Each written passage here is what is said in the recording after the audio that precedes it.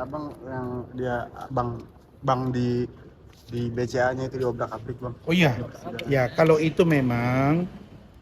memang itu melanggar hukum, tidak berdasarkan permintaan eh, lembaga yang berwenang, saya kira memang itu nggak boleh. Saya fair. Nah, karena tidak semudah itu. Dulu waktu saya DPRD di Sumatera Utara di Mandailing Natal, ada salah satu pimpinan bank, kemudian dia memberi buka data pribadi, yang bersangkutan langsung dimutasi dan jauh sekali. Dan setelah itu saya dengar dapat SP dan hukumannya berat. Jadi saya kira itu. Tapi kalau memang ada dasar menurut penyidik dan itu dibenarkan oleh undang-undang, ya kenapa tidak gitu kan?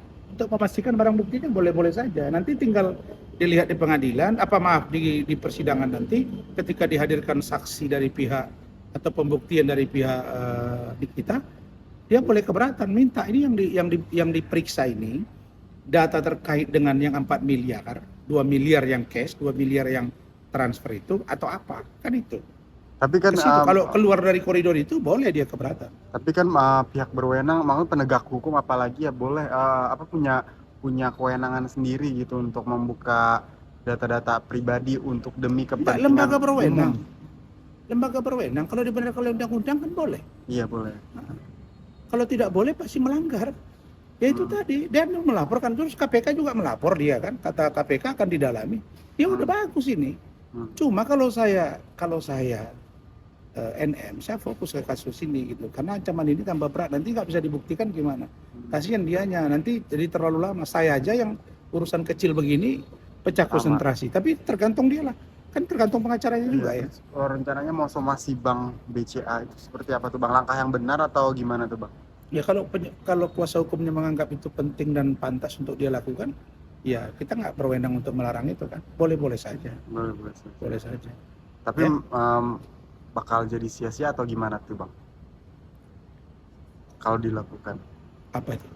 Somasi tersebut. Ya kalau berdasar tidak sia-sia. Tapi kalau memang tidak berdasar menjadi sia-sia. Kan begitu. Jadi begini, saya melihat sekarang ada upaya, mohon maaf ini saya menduga ada upaya untuk cari perhatian.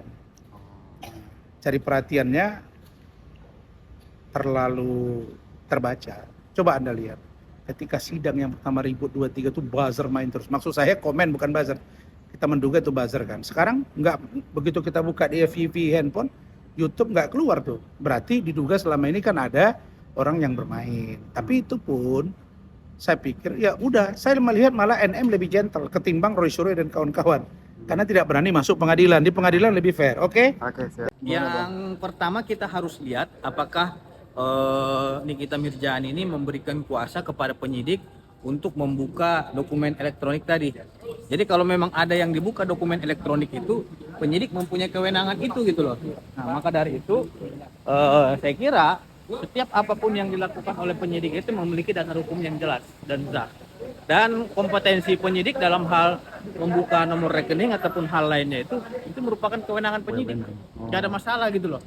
Karena diatur dalam pasal 18 Undang-Undang Nomor 2 Tahun 2002 bahwasanya untuk kepentingan umum penyidik bisa melakukan tindakan berdasarkan penilaiannya gitu. Tapi ini rencananya mau disomasi nih sama Nikita Mirzani. Itu kuat gitu Bang? Kalau Bank BCA itu melakukan sesuai dengan prosedur hukum, tentu no problem.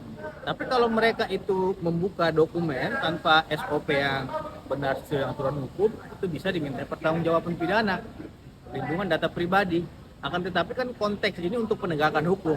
Tinggal nanti akan dilihat apakah pemberian dokumen-dokumen baik itu data-data transaksi lainnya itu melanggar hukum atau tidak, kan gitu.